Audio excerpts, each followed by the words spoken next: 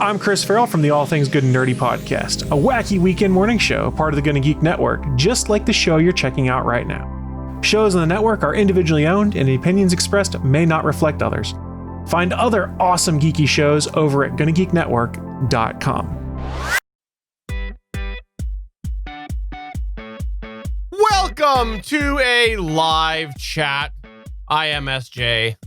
That there is SP. I'm SP. What's going on in the world of SP this week? Well, there's a lot going on in the world of SP, but podcasting SP, well, there's a lot going on there too. And that's why we get together in these off weeks from the Better Podcasting main episodes, is we like to just get together and talk about everything that's going on in the podcasting world. Yes. And there has been a ton just in the past week since we recorded the last numbered episode of Better Podcasting. And you know, one of my favorite things to happen is when you're in the middle of doing a show and then all of a sudden your co-host gets like big loud thunderstorms that you can actually hear on his microphone while he is recording in his basement in the middle of his 3-story house. Yeah, that happened to us last night on the official GonnaGeek show. I still swear he was hungry and that was his stomach grumbling. I wanted to actually briefly mention this. So last night while we were recording the official GonnaGeek.com show, we get a message from our co-host over there, Chris Farrell. And Chris Farrell says, hey, I might get disconnected or something. I might have to go. We have a big thunderstorm coming in. And so then we're like, okay, cool. Let us know if you want to go now. It doesn't matter. Just let me know if you want to disconnect and, you know, we'll continue on. And then all of a sudden he's in the middle of talking and you hear this big loud crash. It was insane how loud it was. No exaggeration. It was completely audible and he was in his basement. So we had a couple options of what we could do with that. We either could just ignore it and I could edit it out, or we could comment on it, make it a joke and roll with it. And that's what I chose to do with it for a couple of reasons. Number one, I thought it was fun because it was that loud. But the second thing was, if he did have something happen and he had to go, then we have already set that up. If all of a sudden he drops out, we have set that up that he had to go because of the storm. So I made an on-the-fly decision. I've got that mostly edited now, and I'm keeping that in. I liked it. Some might say that Steven is making way too much of a deal out of this because, you know, he lives in the upper Northwest and they don't have a lot of thunderstorms there. They have a lot of storms, but not a lot of thunderstorms. So like earthquakes for us in the Midwest are like, ooh, earthquake. And in the Pacific, they're like, yeah, whatever. Yeah. It's the same thing with thunderstorms. It's like, oh my gosh, you had a thunderstorm. I don't know what's going to happen. And we're like, it's a thunderstorm. It happens. Unless you get the actual sirens and the warnings, you're pretty good. Now, I say that. However, we have, between Chris and I, thousands of dollars of really high-tuned audio equipment that was made by the cheapest bidder, probably in China. And if it's hit with any sort of power spike whatsoever, odds are it's going to pop a line or something internally. So we try not to go through those situations. I will tell you, even though I have surge protectors and I've got a UPS on all of my systems, if I know a storm's coming through like that, I usually power everything down because I just don't want to chance it. I don't want to have to rebuy anything, and I don't want to go through the inconvenience of having to get something new and then rewire everything and try to troubleshoot exactly what's wrong or if it's multiple things wrong and that sort of thing. So I just power everything down if I can. And I know Chris would have preferred that, but he was okay to continue. So yeah, he podcasted through a thunderstorm. He did. But I was impressed with how well his microphone picked it up. It was a big noise. But there was no echo because it was the dynamic microphone. Sorry. I think thunder by definition is echoing, but okay. Okay, fair enough. Okay, so you also had a Legends of S.H.I.E.L.D. podcast this past week. Anything crazy happen in that episode? Anything that you want? I had two co-hosts on the podcast. I just didn't know. I didn't have Thunderstorm. Okay. Well, I just thought I'd set you up in case there's a really cool story that came out from that or editing it or something. Well, there was one thing, and that Lauren's camera kept on going in and out, and on the video, I've just learned to live with it because, you know, whatever. But in the video, I've gotten pretty apt. Whenever her camera goes off, I will switch the scene to something else. And that makes it an edit point that I can make. And it does make the video a little bit easier. But we're predominantly an audio podcast on Legends of S.H.I.E.L.D. So I get a little bit lax on the video. This time, though, I was like, okay, I'm going to do this. I have no idea, by the way, what's going on with her drivers or camera or anything like that. I don't know if it's the camera itself, it's a C920, or if it's the USB ports. Honestly, that's where I'm leaning towards. I think it's the USB ports on her computer, and she might need a new case. Also, you had mentioned to me that you were very, very, very excited about the hashtag pod pressure coming back. It was being brought up in our Discord server, and I thought I would mention that at the top of the show here, that hashtag pod pressure coming on back. SP's excited. So if somebody's doing something and you feel they should do something else with their podcast, you should just put a little hashtag pod pressure on them. Well, funny enough, there was some pod pressure going on in one of the Discords that I'm in. And these are lesser experienced hobby podcasters. I mean, these podcasters maybe have been podcasting for a year or so at the most. It is usually a couple of months. These could be COVID casters, basically. So somebody set up this Reddit or this Discord, and they were commenting on trying to promote their podcasts on Reddit. And basically one of them, and I'm not going to call out who it was, but one of them said, yeah, I'm going to pretend I'm somebody else recommending my own podcast. And yeah, that way I can get to recommend my podcast on Reddit.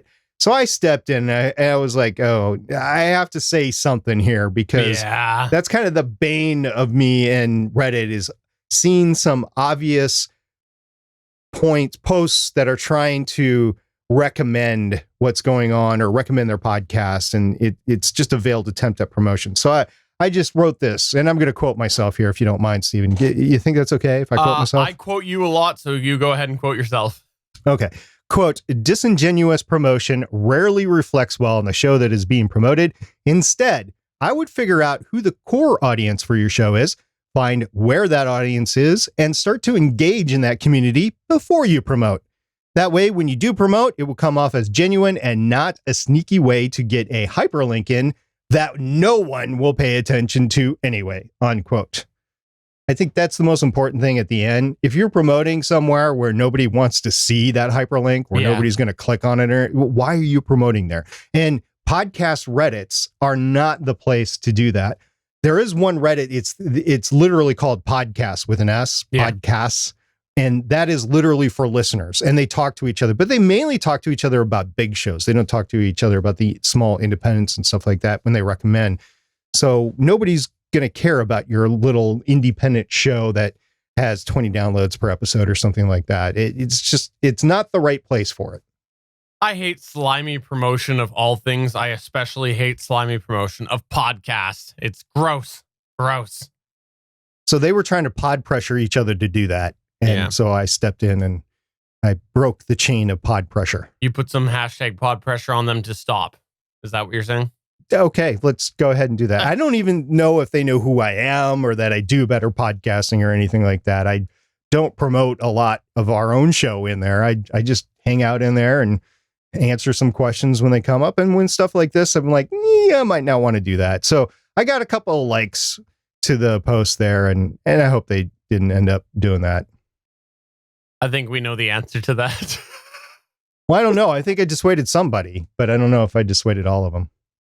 Okay, so one of the other things that you wanted to mention was the fact that there is a new destination in town. It's making the waves around different places again. We've seen this come up in a couple different places, and it's that Stargate Pioneer will actually transcribe your podcast and print it out and take it to the streets. I think that was the next... No, I'm not going to do that.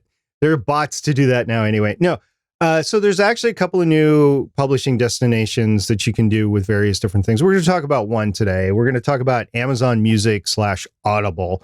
I know that several of the podcast hosting services now have an ability to post there. Now, I don't think, as we're recording this on July 28th, 2020, that destination is actually available. You can't go to Amazon and actually search through podcasts yet. But this is actually filling up their coffers so that there are podcasts in there when they actually open it up, kind of like what both Spotify and Pandora did. So this is not without precedence, whatever. However, I saw the announcement. I was like, okay, Stephen and I had shown each other some parts of the announcements. We actually haven't talked about it beyond that, but we've shown each other some of the announcements. We know that multiple podcast media hosts are doing it. But I started seeing, and I've been busy at work, by the way, but a couple of actual other podcasters started posting, have you seen the terms of service? Now, Stephen, we've been down this road before, haven't we? Yes. Terms of service are terrible for anything. You should never sign up for anything that has a terms of service agreement. Okay, that's not entirely true. What I was referring to, remember the very early Stitcher terms of service, where Stitcher came in and said, we own your content. And so they eventually rewrote that. And there's been other terms of services along the way that they've had to rewrite because podcasters put pod pressure on the service. I think Anchor was another big one. I think Anchor was with the terms of service. Yeah. Now, there are other things wrong with Anchor that we could go into. We're not going to do that right now. But anyway, here is a couple that I saw. This was in another Discord server that I was in, and some people were banting around. This was actually, and I'll call it out because there's a lot of audio dramas in here. It's the Cast Junkie Discord server. So, hey there, guys. How you doing? I love all your shows, and too bad I can't listen to all of them, but it's a really great server to be in if you have an audio drama. Anyway, some people started posting, and one guy said, anybody else read through the content license agreement for Amazon Music that they want you to agree to before you submit your podcast to them? Not sure how it stacks up to some of the others out there, and I'm not a legal guru, but from what I understand, you aren't allowed to say anything bad about Amazon and their affiliates. I don't know what the definition of affiliate is here, but that's number one. Number two, you aren't allowed to have advertisements that, quote, disparage or are directed against Amazon, unquote. Okay. And then it goes on, and this is the other big one that everybody's having problems with. They can sue you for breaking any part of the agreement, and you have to pay their legal fees. So they sue you, and then they win, and then you have to pay their legal fees. That is in the terms of service. Wow. So a lot of people have had issues with that. Have you verified this, or was this just from the Discord post? It has been verified by other professional podcasters about podcasting. Okay, but have you? I have not personally. So we should definitely make sure that we say that right now, is that we have not verified this.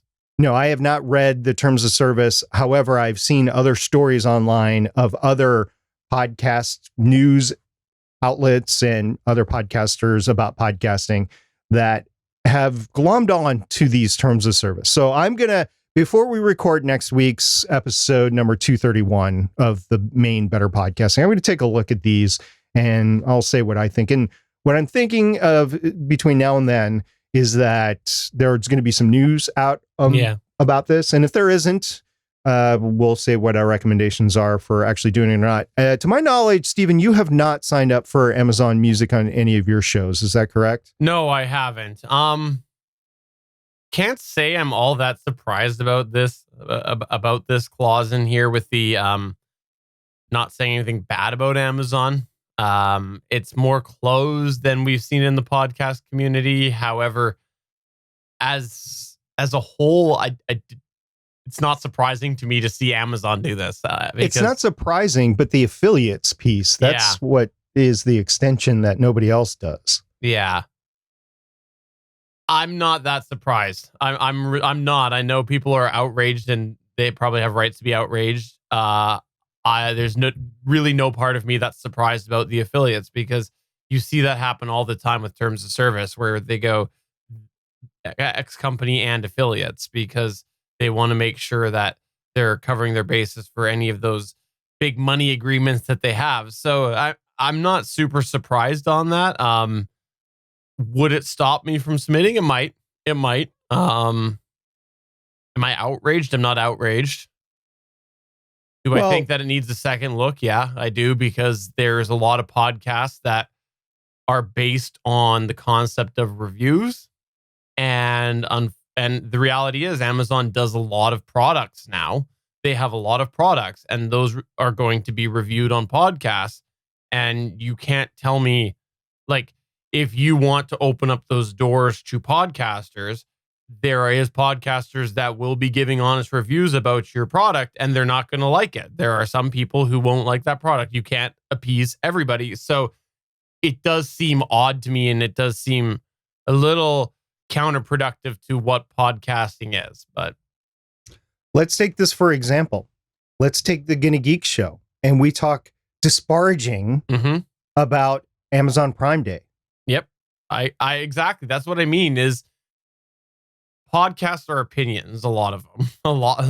Obviously, there's more than just opinions. There are storytelling podcasts and things like that, but a lot of podcasts are opinion based. And so when you have, it would almost be one thing if it was like just a podcast host that was coming out and saying that. It would still be like, make you turn your head. It would still make you question it, but it would be a very narrow scope of where you would be censored. Like, okay, let's say, let's throw Libsyn. Let's say Libsyn went and put this in there. You can't say anything bad about Libsyn. Okay. So then for us here, right, like with better podcasting, obviously that could have an impact on us. But for shows that aren't podcasting about podcasting, they just can't talk bad about Libsyn. Libsyn isn't sitting there and selling voice assistants and selling things to go in your cars, and they have a whole sales plot. Like, Amazon has a whole bunch of other things they do than podcasts or related to podcasts. And so to blanket statement that you can't say bad about Amazon is different, because they have a very broad focus of what Amazon does. So, like, I don't know. It is weird to me. Again, I'm not surprised. I'm not. We do stream this show live on Tuesdays at 8 p.m. Eastern, 5 p.m. Pacific at www.Geeks.Live. If you want to ask us a question live and have any sort of Discord back and forth, you can enter into our chat room at the Geeks.Live address, and you can ask us a question. We have several listeners in the chat right now, and they can go ahead and ask us any questions at any time, and we will respond to that. You mentioned the GonnaGeek thing, and you said Prime Day. Like, it's worse than that, because here's another example. Chris Farrell has been keeping up on the latest things with earbuds, and one of the ones he talks about was the Amazon Echo Buds. And so if he hated them, and he bought them and he hated them, and he over on the GonnaGeek show, he's like, I hate these. I don't know what Amazon was thinking. They really dropped the ball here. Well, now I guess we're going to get kicked out of Amazon Music, right? So it is odd, but I'm not surprised Amazon tried this. Or if you're like a tech podcast and you're talking about, and GonnaGeek kind of is, but then you're talking about Amazon tracking its employees in the warehouse, and you're saying what an infringement of rights that is, or something like that. That's disparaging against Amazon. There's a whole bunch of examples we can give here. I'm just pointing out that it is in the terms of service. And if you want to run the risk of getting kicked out, I mean, if you're never in there to begin with, it doesn't matter. But if you're in there and you build your entire audience off of that, which I doubt is going to happen right away, then that is going to hurt your podcasts in the long run. So you just have to be careful about what you're signing up for in these terms of service. And I have decided that I'm going to read the terms of service before I go ahead and sign up for anything new nowadays when it comes to podcasting, because I want to protect the rights on my podcast. Originally, when I first started Starling Tribune and Voices of Defiance and Legends of S.H.I.E.L.D., I was like, yeah, I want to be everywhere because I don't care. I just want my podcast out there. Now I'm a little bit more picky. Like, I didn't sign up for Luminary. I didn't retract my show from Luminary when they automatically put it in there, but I didn't sign up for it because I didn't read the terms of service yet. And then all of a sudden my show popped up. I don't know. Yeah. We'll see what happens here. I think there'll be a little hashtag pod pressure. Liberty doing Liberty Dude in the chat has something to say about this. He says, society enables such terms. Should not be a surprise.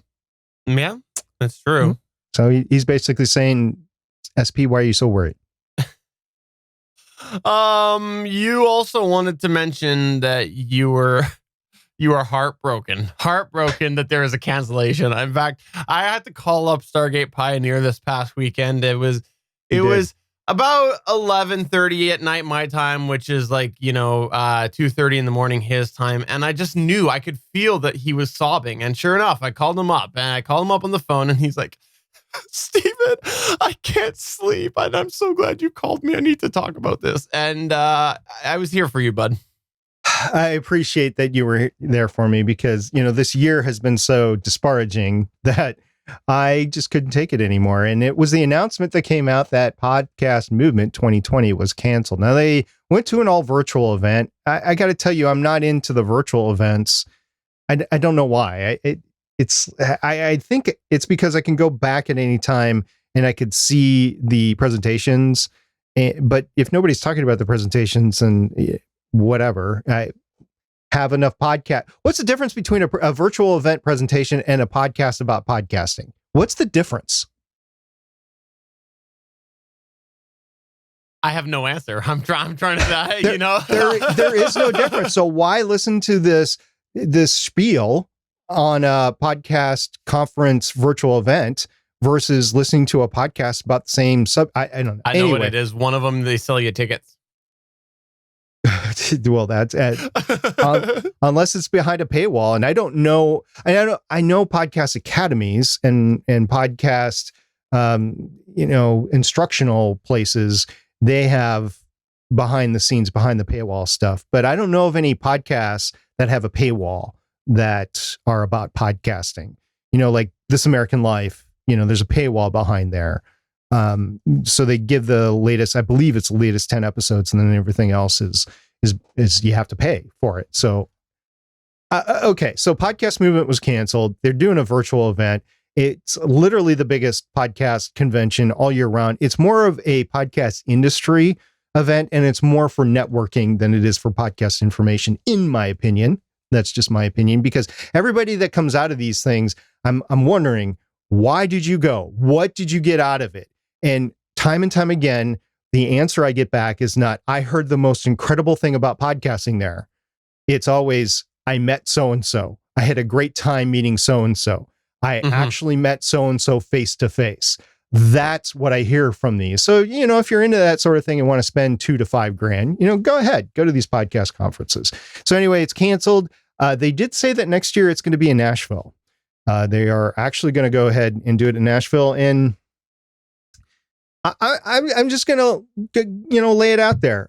It's within driving range for me. So we'll see. I think it's worth considering that many conventions are there to sell something, like trade shows. Let's say trade shows.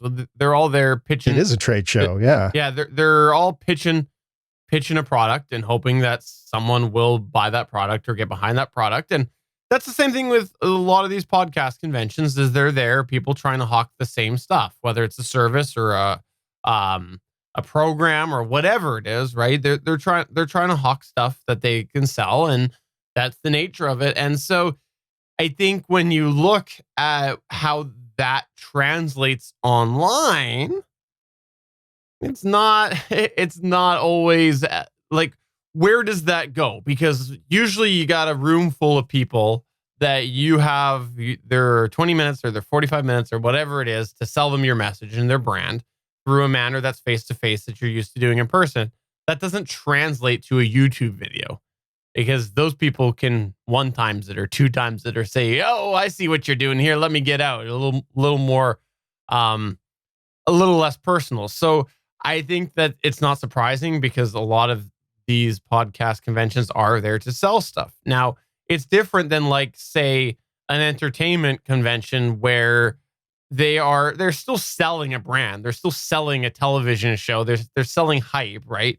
But they're entertaining you in the process. Exactly, because they're sitting there and they're giving you exclusive interviews about the upcoming season of whatever, or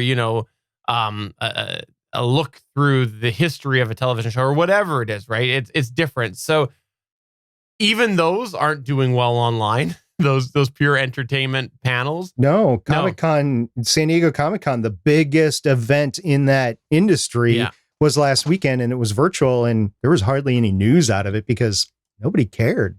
So I'm not surprised to see this go, and I don't fault them by any means for canceling it. Again, I think that they have a very specific reason that they do these conventions, and if they can't do it, they can't do it. So why put something half-arsed out there?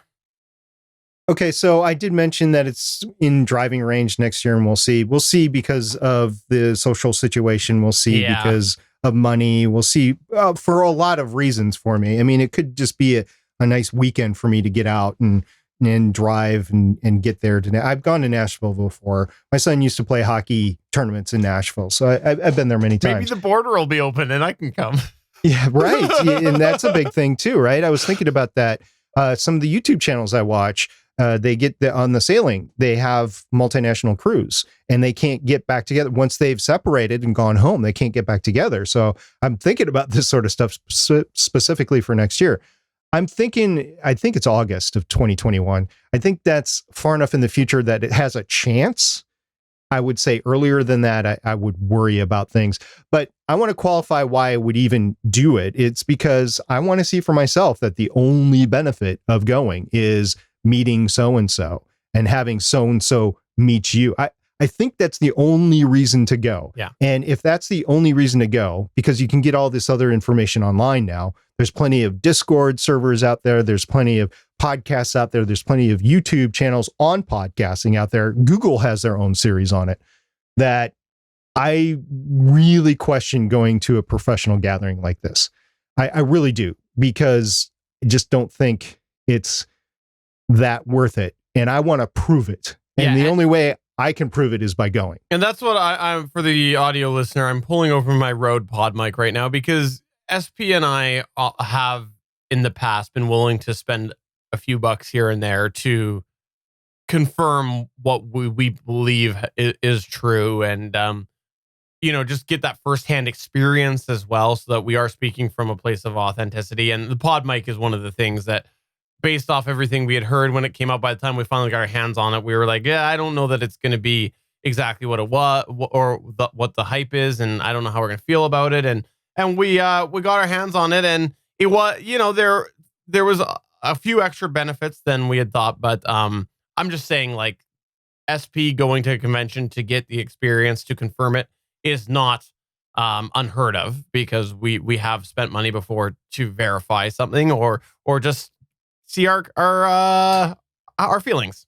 We've spent an awful lot of money. There's very few times where a company has actually let us play with something. We make it a point to buy our own gear. So there's a lot of money that we've spent throughout the years in just testing out gear, just to make sure we knew what it was like, or software or plugins or whatever. So that's part of why we started Better Podcasting. We're like, well, we're doing this anyway for ourselves. We should, Steven's petting his Stream Deck right now out there. So Liberty Dude, again, in the chat, he said, don't the podcast conventions have panels with good information, and the rest is a chance to network? The feedback that we've gotten from hobby podcasters leads us both to believe that panels are not geared towards them. We have had a lot of behind the scenes conversations with people that it doesn't seem to line up with the hobby podcaster in that regards. Yeah, there was one guy who went last year, not 2020, in 2019. He went last year, and he was just starting out hobby podcaster, and he absolutely went off the handle. He said, I can't believe I spent this much money to go. And he went down the line point by point of why it was such a waste. And I was like, well, we talked about it on the show before. And so I guess we're talking about it now. The podcast movement was canceled. I believe that was the last major conference in 2020 that is canceled. I think everything else has already been canceled. I know She Podcast was canceled and everything else. So yeah, it's podcast conferences are canceled for 2020. But hey, if there is another event that somehow you and I end up going together, I don't know if you noticed, but today I've debuted the Red Better Podcasting shirt. Brand new. I was going to mention that. Brand new. So I'm sad you and I can, we can get together and we can do one of those like total, I'll censor myself, back-to-back shots where see, now we're just facing each other, where it looks ultra, that would be terrible look. Oh, we need to have the microphones too. That's what it needs to be. Oh yeah, the micro. Yeah. Oh, I see what you're saying for like a promo shot. Yeah, that'd be good with a couple of. Oh yeah, what kind of microphones do you want? I'm thinking Sennheiser MD46. What do you think? Obviously it's a condenser microphone for a promo shot and facing like the wrong Yeti? direction too, right? A Yeti, so, yeah. Of course, yeah.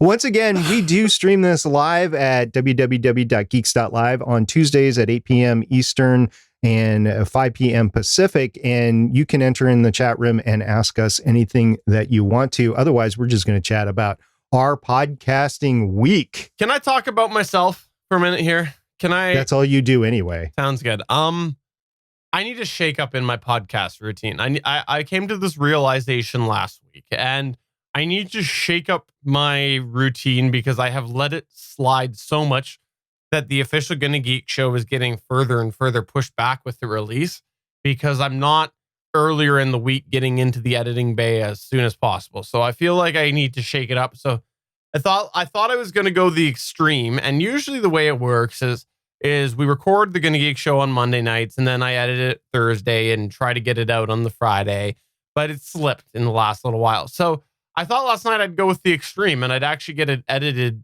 the night that we record it because I'm Pacific Coast. So we finish about 7:30 my time. And so I thought I would actually get the bulk of it done the day of and see how it is and see where it is. But I came to this realization last week that I need to shake it up, try out some things and see where I feel is better for that show because I'm not doing it justice by letting it slide and being inconsistent with my release times. And we are a news show, so the earlier I can get it out, the better. There's something to be said for news shows. I think there's a level of trade-off that you should allow yourself to have a less polished show, but faster release with a news show. So I got to revisit this and get back to that balance. Or when you're actually recording and producing and preparing the show, that you should make more of a commentary on it, more of an opinion piece or more of a researched piece about it so that you can let the release slip a couple of days and it still have meaning. I think there is a trade-off there where if you're just going to talk about the news, you want to get it out as soon as possible. But if you're going to put some sort of analysis spin on it or research or something like that, and we do that a little bit on the GonnaGeek show, that it is okay to slip that a little bit. It's kind of ironic that we're talking about you editing GonnaGeek because last episode, I believe I talked about my editing process for Legends of S.H.I.E.L.D. and the timeline I go through. Yeah. There. So I get it out as soon as I can, basically on Sundays, and we record Thursday nights. And that is working not nonstop, but it's working every day on it before it's released. You in the past we record on Monday and then you get it out, like you said, on Friday was your tempo for it, right? So until I let it slide. Yes. Yeah. But I also wanted to bring up why you let it slide because you had some personal major projects going on. It's true, but that's really an excuse. Like, because maybe a week of that was allowable. But when it happens more than once, like I've said it before, if you're finding something's happening over and over, then you might be making excuses. And I think that that's part of what I was doing there. So I was just thinking about this past week, and we'll see. I might try to bump that up even to an even quicker release. We'll see where we land. All right. We got a question from Liberty Dude, and he said, would a hobby podcast meet and greet circuit be receptive or blown off? And this is what I'm envisioning, and he can chime in here in case I am misinterpreting. But I think what he's saying is that you have a core of hobby podcasters, like say you and me, for instance, and we'd go from like city to city or something like that. And we would just have meet and greets at different places, whether it's a hotel room, a bar, an arcade somewhere, like an old 80s arcade place somewhere, or a trivia place, something like that. Just sit down, meet and greet. I've done those in the past. I don't know if you have. No, I haven't. Okay. So I've done those in the past on both my show and other shows. And there is some benefit out of that for any audience to do that, just to go out and meet and greet. But as a hobby podcaster, you got to ask yourself, is it worth the time and it's worth the effort and it's worth the money to go ahead and do that? Because it's travel. If it's all over let's just say it's North America, so Canada and the United States, and let's assume that the pandemic is not a consideration. You have to take into account if the time is worth it for you. Now, like for Steven and I, it might be worth it just so the two of us can get together, because we've never actually met each other face to face. We've never shaken each other's hands. We've never hugged each other. We've never punched each other. That isn't the case. I de facto met Steven because I have met his brother in person. I've done that, but we haven't gotten together. So that might make sense, and that we just do it in a different city every year. But I don't know. I think that might be a little bit too much for your standard hobby podcast. Stargate Pioneer has never seen me in person, but I have seen him in person. You're going to drop that bomb, huh? No, I think it depends on the size of your show. Because you know, I think if we go back to like the podcast that got you into podcasting, Galactic Water Cooler, they had quite a core base, and I think that they absolutely could have done a meet and greet circuit and had it very, very successful. Well, they did that a little bit. So, but they didn't. They didn't because they were all in one location. That's more of a destination thing. A circuit. No. They traveled. So that's what I was going to say. They were mainly in Texas, and most of their meetups were in Texas, but they also went other places like New York Comic-Con, like San Diego Comic-Con. They went other places, and wherever they went, the local people could come out and meet them. It wasn't as big as their home meetup, but they did get to see a few people along the way. See, because when I think about like a meet and greet circuit, I think it's more like a dedicated trip, right? Not like that. That's what I was thinking about it. Like when they had their events in Texas, that was dedicated for that. But maybe I'm thinking of it differently. But I think it just depends on the level of your podcast. And I think as well your personal community. I think that's another thing that people sometimes underestimate. Like you might have several podcasts out there, and one of them's a lot more popular than the others. You have this personal branding that there are people who are interested in you. So you might be more you might say, okay, so let's say it was this show here. Everybody knows that SP has a big pull because he does the Stargate Pioneer talks about all things SP podcast over there. And we have a smaller pull here. But if we were to go and we were to be like, hey, SP is going to do a little better podcasting circuit, people might still come over from that other podcast of his because they're SP. They like SP.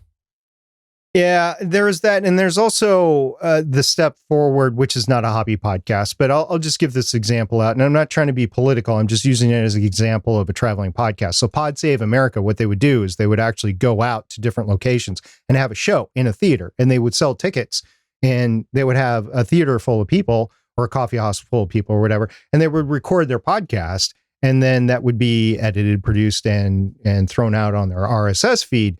You could do that as well, where you travel around and record your podcast in different places.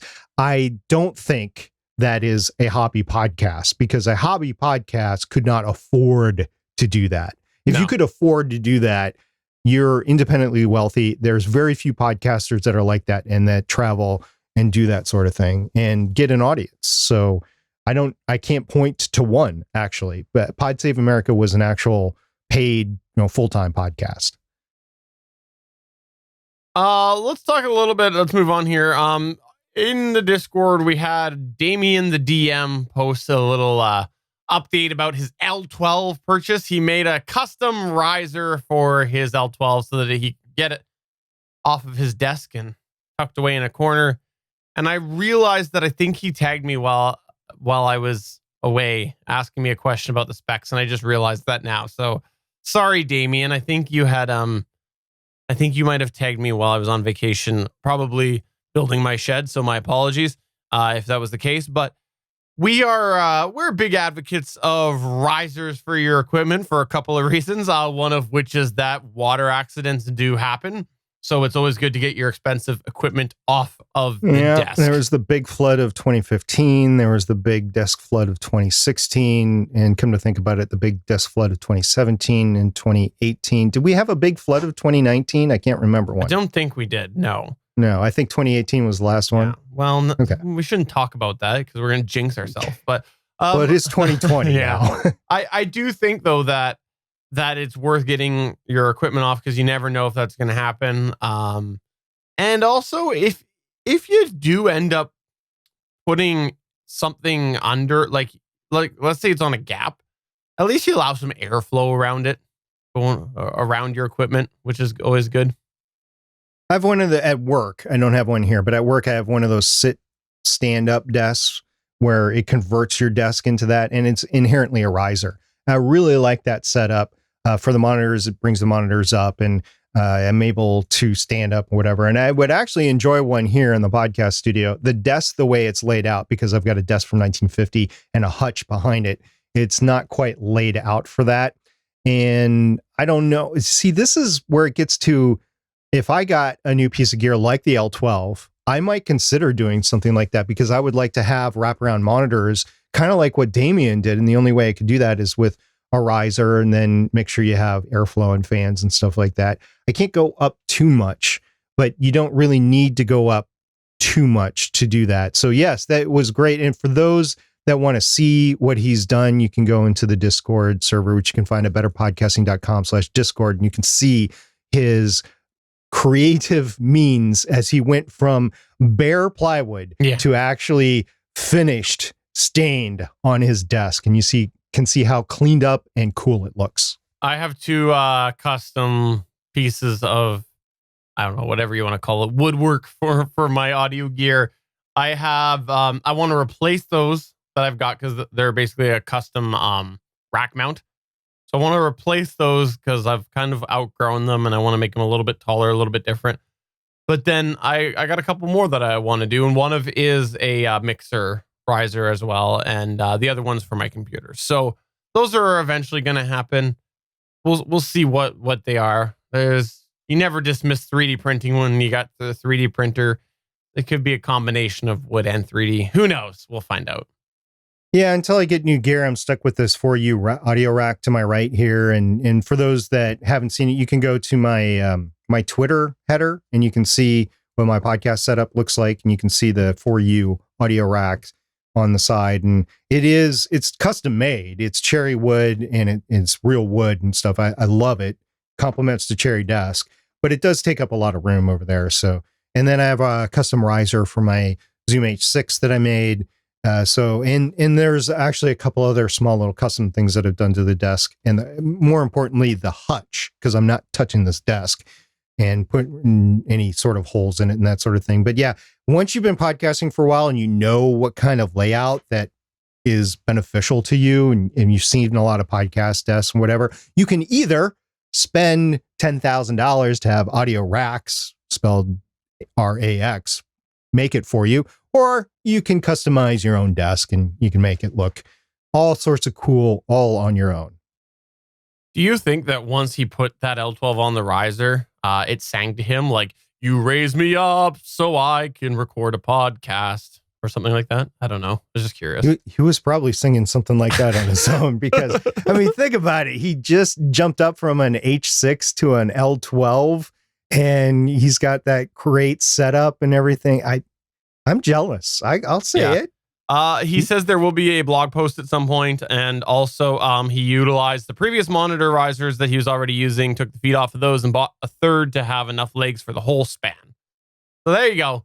I like custom stuff. I do, and I have, like I said, I have a couple projects that I got to do as well, and those will be in the hopper eventually.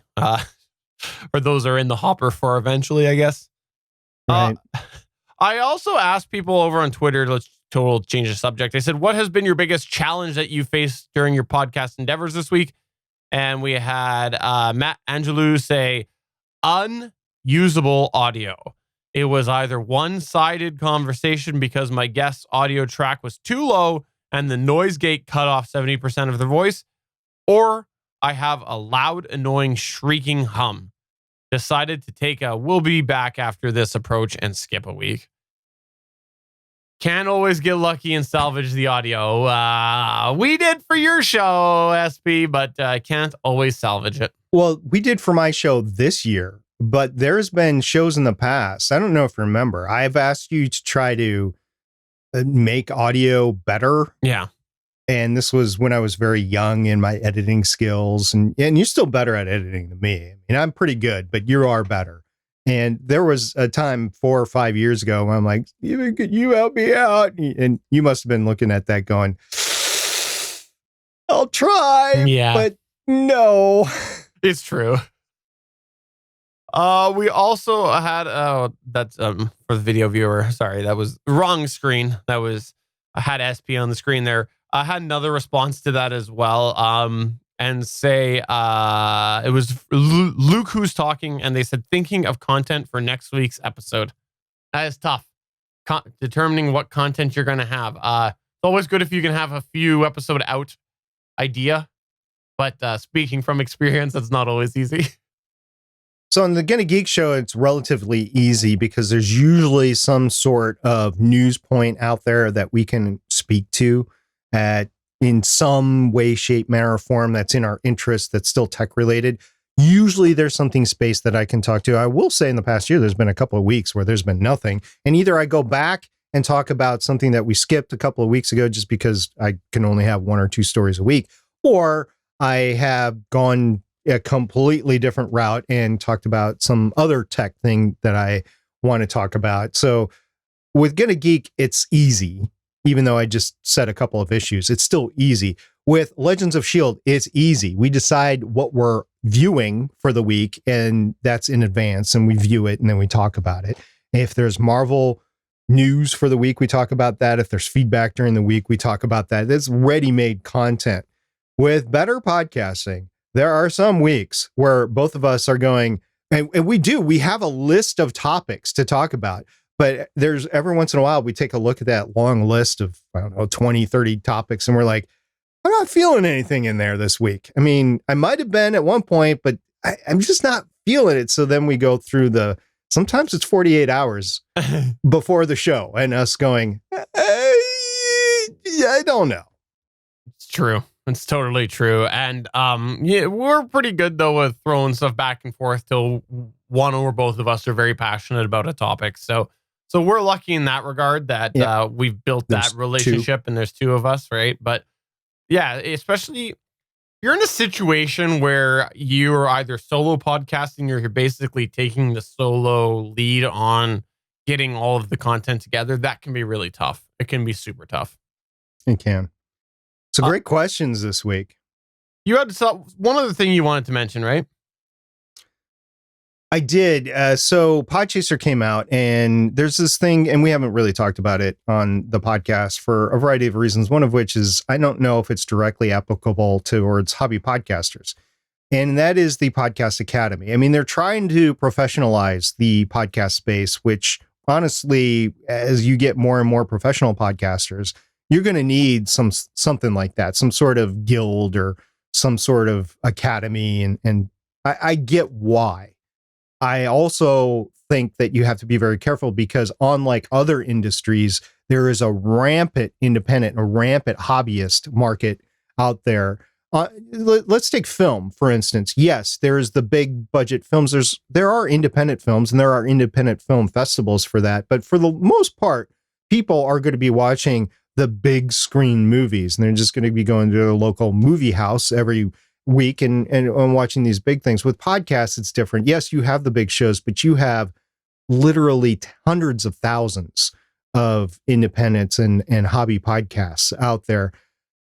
So they started this thing called the Podcast Academy. It was announced earlier this year at an industry version of Podcast Movement, and there was a lot of pushback. Did we talk about it on the main show, Stephen? I'm trying to remember way back in January, February, if we talked about it or not. We might have talked about the controversy behind it. Yeah, so we try not to get too much into the podcast industry unless it affects the hobby podcaster over on the main show. Anyway, so there was this Podcast Academy that came out. There's some controversy of it. They'd done a little bit of revamping with it, and then they opened it up for everybody. One of the things that was a prerequisite of joining, first of all, it's usually $100. They put that down to $50 for the first year. Just try to help get it off the ground. So if you do join and you want to continue in it, it's going to be money every year for you. And you also need different things. I haven't gone through the entire application process, but I do know they required 2 references at one point. Well, what has happened is Podchaser made a deal with the Podcast Academy and said you could use your Podchaser profile as a proof of what you do in podcasting. So that's interesting. It's interesting in a lot of ways. It's interesting that they're taking Podchaser as the de facto, this is what you've done in the industry, kind of like IMDb over in the film in TV industry. And it's also interesting that Podcast Academy is saying we will take your profile in lieu of references. So that kind of opens the door to a lot of people. And I don't know, I might go through the process. I wasn't going to do it, but I might go through the process just to see if they will take Stargate Pioneer. Now, for those of you that don't know, Stargate Pioneer is not my real name. It is not my legal name. Shocking. I know, go figure. But I'm wondering if they will take that stage name, even though it is obviously fake, in membership in the Podcast Academy. I might try to do it for that reason. So we'll see. Just on the note of Podchaser, I gotta say, Podchaser is a site or a company that has done a lot better than I thought they were. When they first came out, I questioned whether they would be able to keep up, whether they would keep the functionality development coming, and they seem to be doing a good job of continuously adding features. And I was just thinking about this past week. They've made a lot of improvements, and I've been pretty happy with where they ended up. So I don't know if you want a bio about your podcast history, check out Podchaser. Podchaser is they're a good site for that purpose. Yeah, there's some drawbacks to it, but for the most part, it's been pretty neat to have it up there. And they will actually surprise you. Once you put your podcast in there, it will actually surprise you sometimes. And who's been on your show? Because there's been a couple of people that have been on my show, Legends of S.H.I.E.L.D., that I totally forgot about. And I'm like, no, they weren't on the show. Oh, yeah, they were. And there's some circumstances around it. But I was like, oh, that's pretty cool.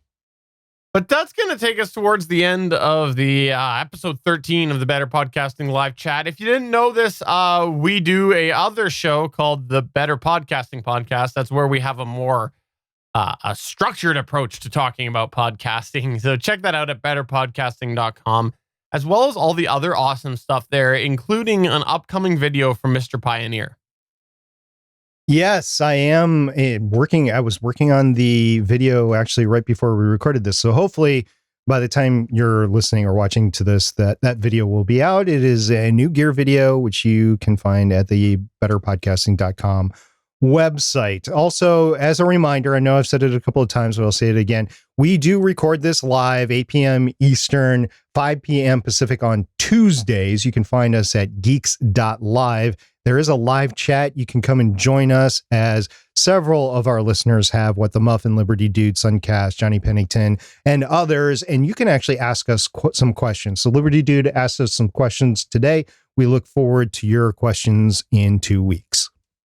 So on that note, for episode 13 of Better Podcasting Live Chat, I'm Stephen Jondrew saying, yeah, I have a Better Podcasting shirt now. It only took like 3 years after I sent SP his. And MSP saying, I need a new one. This thing's getting kind of wrinkly. Let's get a new one, all right? Hot pink? Bye. See you guys 2 weeks. Bye.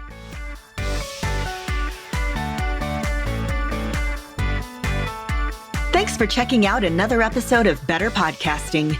You can find the full back catalog of Better Podcasting at betterpodcasting.com. If you're into geeky podcasts, please check out the other podcasts on the GonnaGeek Network at GonnaGeekNetwork.com. This show was produced and edited by Stephen Jondrew of GonnaGeek Productions. Voice work was done by L.W. Salinas. Thanks again for listening or watching, and we hope to see you again next week.